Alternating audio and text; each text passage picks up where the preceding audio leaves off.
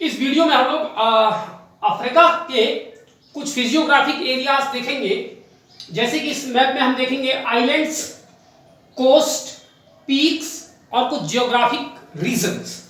तो सबसे पहले हम लोग अफ्रीका के आइलैंड्स देखते हैं जो अफ्रीका के नहीं है, अफ्रीका के आसपास लोकेटेड है।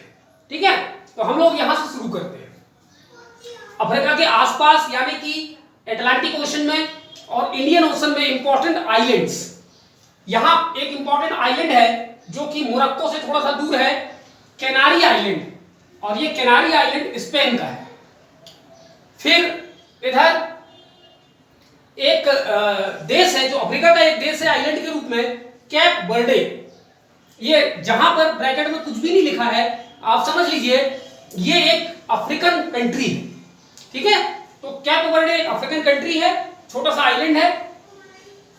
उसके नीचे आते हैं तो गल्फ ऑफ गिनिया में एक आइलैंड लोकेटेड है, Sao Tome and Principe. Sao Tome and Principe ये एक आइलैंड है, एक इंडिविजुअल कंट्री है।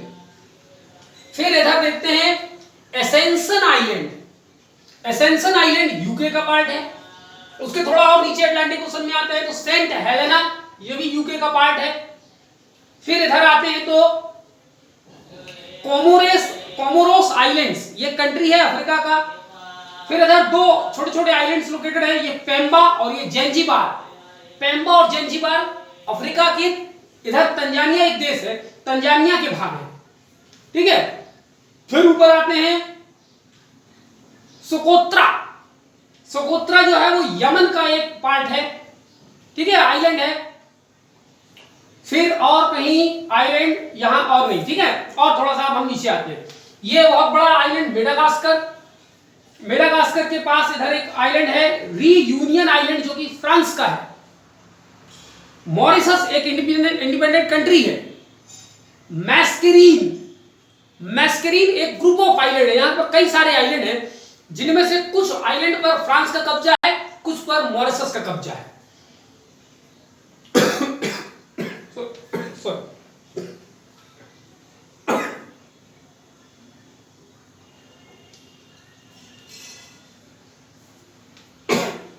इधर थोड़ा इक्वेटर की तरफ हम जाते हैं, इंडियन ओशन में, इंडिया की तरफ, तो हमें यहां मिलता है एक आइलैंड मालदीव, एक इंडिपेंडेंट कंट्री है। सेशेल्स, फिर ये चैगोस आइलैंड जो कि यूके का भाग है, और ये डियागो ग्रेसिया, ये भी यूके का भाग है, जो कि यूके ने अमेरिका को दे दिया है, और अमेरिका ने वहां पर अपना एक जो है नेवल बेस, नौसैनिक अड्डा बना रखा है। ठीक है, तो ये इंपॉर्टेंट आइलैंड्स, इनकी लोकेशन आपको याद रखनी है, बहुत इंपॉर्टेंट आइलैंड्स हैं ये। ठीक है, चलिए, तो अब इस प्रकार आइलैंड्स हो गए अफ्रीका के। अब हम उसके बाद देखते हैं कोस्ट। अफ्रीका में ये जो इलाका है, इस इलाके को डिफरेंट डिफरेंट नाम से पुकारा जाता है। ये कोस्टल इलाका, यहां लिखा हुआ है देखिए GIGS। ये GIGS का मतलब क्या है, यहां लिखा हुआ है coast along Gulf of Guinea. ये है गल्फ ऑफ गिनिया, गिनिया की खाड़ी। तो गिनिया की खाड़ी में जो कोस्ट लगते हैं नॉर्थ में, नॉर्थ डायरेक्शन में, ठीक है, उसको कुछ स्पेशल नाम दिया गया है। जैसे ये कंट्री है लाइबेरिया, ये कंट्री है आइवरी कोस्ट, फिर ये कंट्री है घाना, फिर यहां पर एक कंट्री है टोगो, और यहां पर एक कंट्री है बेनिन। ठीक है, तो इनके कोस्ट को नाम से पुकारा जाता है। जैसे Grand Coast, Grand Coast Liberia का जो गल्फ ऑफ गिनिया से मिलती हुई कोस्टल एरिया है, उसको ग्रैंड कोस्ट कहते हैं। आइवरी कोस्ट, यहां से हाथी दांत का व्यापार किया जाता था। तो आइवरी कोस्ट एक कंट्री है, उसका गल्फ ऑफ गिनिया वाला जो कोस्टल इलाका है उसको आइवरी कोस्ट कहते हैं। एक कंट्री घाना, घाना का जो गल्फ ऑफ गिनिया पे लगने वाला कोस्ट है उसको गोल्ड कोस्ट कहते हैं। और टोगो और बेनिन ये कंट्री है, दो कंट्री है, इसके गल्फ ऑफ गिनिया का कोस्टल इलाका स्लेव कोस्ट के नाम से जाना जाता है। तो ये चार इंपोर्टेंट कोस्ट हैं, Grand Coast, Ivory Coast, Gold Coast, Slave Coast. कौन कौन से कंट्री में लगते हैं ये आपको ध्यान रखना है। अब हम देखते हैं major mountain peaks. Major mountain peaks की यहां पर लोकेशन दी हुई है। उनके बारे में डिटेल अभी हम करते हैं। जैसे कि पहला है यहां पर माउंट किलिमंजारो, ये माउंट कीनिया, ठीक है, ये माउंट एल्गन, ये माउंट रुबेंजोरी, माउंट कैमरून, माउंट थवाना नेतन्याना और माउंट माउंट टॉपकल, माउंट रास दसान। ठीक है, तो ये कुछ इंपॉर्टेंट माउंटेन पीक्स है। ये अपने आप में माउंटेन नहीं है, माउंटेन पीक्स है। ठीक है, इनमें से जितने भी माउंटेन पीक्स यहां पर मैं आपको बता रहा हूं, उनमें से केवल माउंट कैमरून ही एकमात्र अफ्रीका का एक्टिव वोल्केनो है, और बाकी या तो डॉर्मेंट हैं या एक्सटिंक्ट हैं। ठीक है, एकमात्र सक्रिय ज्वालामुखी अफ्रीका का माउंट कैमरून है। बाकी जितने माउंटेन पीक्स हैं या तो वो मृत ज्वालामुखी हैं या सुसुप्त ज्वालामुखी हैं। ठीक है, either they are dormant or extinct, only the active volcano is Mount Cameron। ठीक है, चलिए इनके बारे में हम लोग डिटेल देखते हैं। Mount Kilimanjaro, a dormant volcanic mountain located at Tanzania, Tanzania में लोकेटेड है, ये डॉर्मेंट माउंटेन है। और माउंट किलिमंजारो अफ्रीका का सबसे हाईएस्ट पीक है, जिसकी हाइट यहां पर लिखी हुई है, जो कि 5895 मीटर हाइट है ना, मीटर में है सारे। दूसरा mount Kenya, second highest peak of Africa, located eight Kenya. Kenya national park around it is a UNESCO world heritage site. तो माउंट कीनिया के आसपास एक कीनिया नेशनल पार्क है, जो कि वर्ल्ड हेरिटेज साइट भी है। Mount Rwenzori, third highest peak of Africa, located at border of DRC, DRC माने डेमोक्रेटिक रिपब्लिक ऑफ कोंगो, और युगांडा के बॉर्डर पर लोकेटेड है माउंट कीनिया। और सबकी हाइट यहां पर लिखी हुई है, जैसे माउंट कीनिया की 5199, माउंट रुबेंजोरी की 5109।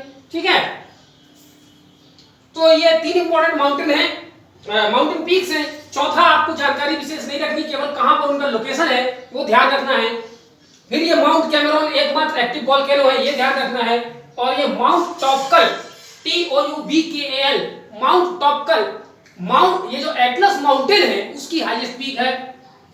माउंट ये थवाना नेतन्याना, ये ड्रैकेंसबर्ग माउंटेन है यहां पर, आपको याद होगा इसके पहले पढ़े थे, उसकी हाईएस्ट पीक है साउथ अफ्रीका में।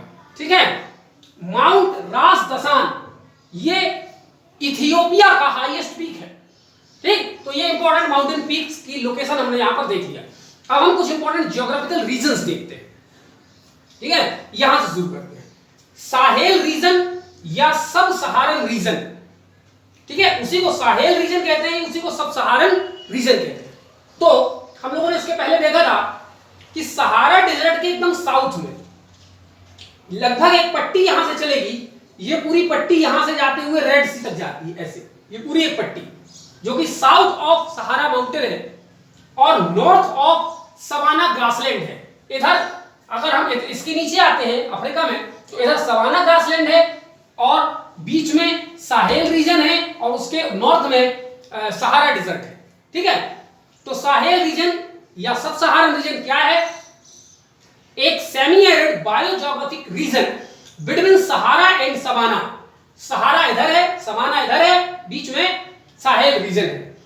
Located south of Sahara, obviously south of Sahara located है, और from Atlantic to Red Sea coast, इधर एटलांटिक कोस्ट से लेकर के रेड सी के कोस्ट तक, यानी यहां से लेकर यहां तक। इसमें कौन कौन से कंट्री आते हैं? फ्रॉम वेस्ट टू ईस्ट, यहां से वेस्ट टू ईस्ट की तरफ कंट्री, कौन कौन से कंट्री इस रीजन में शामिल हैं? पार्ट्स ऑफ, मतलब कुछ कुछ भाग उनके शामिल है, पूरा कंट्री शामिल नहीं उसमें। Mauritania, Mali, Burkina Faso, Algeria, Nigeria, Cameroon, CAR माने सेंट्रल अफ्रीकन रिपब्लिक, फिर Chad, Sudan, South Sudan, Eritrea और इथियोपिया। इतने सारे रीजन को मिलाकर के साहेल रीजन कहा जाता है। ठीक है, एक सेमी एरिड रीजन है, यहां पर ज्यादातर ट्राइब्स लोग रहते हैं। ठीक है, चलिए अगला देखते हैं, हॉर्न ऑफ अफ्रीका। इस पूरे मैप में आप ये देखेंगे, ये वाला पूरा रीजन जो एक सिंह जैसा निकला दिख रहा है, ये हॉर्न ऑफ अफ्रीका कहलाता है। ठीक है, ये भी एक ज्योग्राफिक रीजन है अफ्रीका का। तो Horn of Africa, a peninsular geographical region, बिल्कुल सही, पेनिनसुला है क्योंकि यहाँ जल है, यहाँ जल है, यहाँ जल है, तीन तरफ से वाटर बॉडी से घिरा हुआ है, तो एक पेनिनसुलर रीजन है, ठीक है। और north east part of Africa, ये अफ्रीका का नॉर्थ ईस्ट भाग में लोकेटेड है, ठीक है। इसमें कौन कौन से कंट्री आते हैं? इसमें 4 देश आते हैं सोमालिया, इथियोपिया, इरिट्रिया और जिबूटी, जो कि जिबूटी की स्पेलिंग डी से शुरू होती है, ठीक है। तो उसका शॉर्ट फॉर्म बनता है SEED, S for Somalia, E for Eritrea, E for Ethiopia और D for Djibouti. Equidistance from equator in tropic of cancer, स्वाभाविक बात है ये वाला जो रीजन है ये ट्रॉपिक ऑफ कैंसर और इक्वेटर से बराबर दूरी पर है, ठीक है।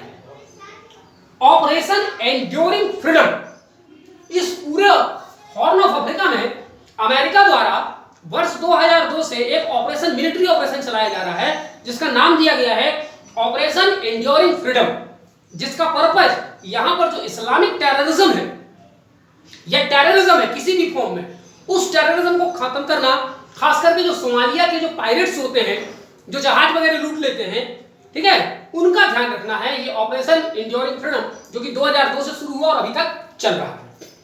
इसके बाद आता है माघरेब या बारबेरी रीजन। माघरेब या बारबेरी रीजन भी एक ज्योग्राफिक रीजन है अफ्रीका का, जो कि नॉर्थ वेस्ट अफ्रीका में है, यानी ये नॉर्थ और वेस्ट, ठीक है। यानी ये वाला जो इलाका है नॉर्थ वेस्ट इलाका, ये वाला इलाका, ये इलाका माघरेब या बारबेरी रीजन कहलाता है। और इसमें कौन कौन से देश शामिल हैं? अल्जीरिया, लीबिया, मॉरिटेनिया, मोरक्को और ट्यूनीसिया। इन देशों को मिलाकर के माघरेब या बारबेरी रीजन कहा जाता है।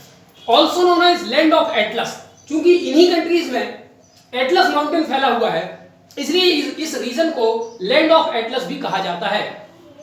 और इन सब के नॉर्थ में मेडिटेरेनियन सी है, इसलिए यहां पर जितने भी ये माघरेब या बारबेरी रीजन है, इसमें जितने भी देश आते हैं उनमें मेडिटेरेनियन क्लाइमेट पाया जाता है, यानी वहां पर फूड कल्टीवेशन होता है, वाइन इंडस्ट्री डेवलप है। अगला आता है स्वाहिली कोस्ट या जेंज, ZANJ, स्वाहिली कोस्ट या जेंज भी उसको कहते हैं। South east African coast of Indian Ocean, Indian Ocean से लगता हुआ साउथ ईस्ट कोस्ट, ये वाला एकदम कोस्टल इलाका, ये वाला कोस्टल इलाका जो है वो स्वाहिली कोस्ट या जेंज कहलाता है, ठीक है। इसमें कौन कौन से देश आते हैं? देश नहीं आते, उन देश का केवल इंडियन ओशन से लगने वाला कोस्टल इलाका आएगा।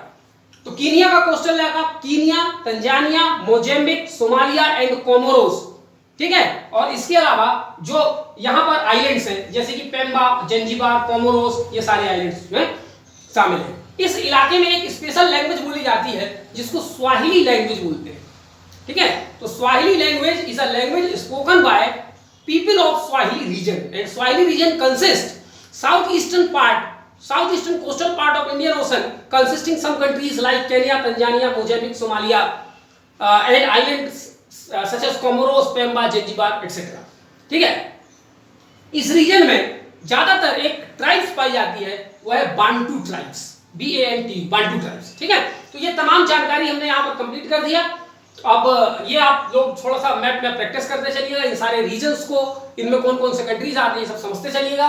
और नेक्स्ट पार्ट में हम लोग जो है वो देखेंगे अफ्रीका से जुड़े हुए कुछ और एस्पेक्ट्स देखेंगे हम, ठीक है। तो यहाँ पर हम इसको खत्म करते हैं और आने वाले 2 वीडियो में हम लोग के बाद हम लोग अफ्रीका के कुछ इंडिविजुअल कंट्रीज को शुरू करेंगे। Thank you.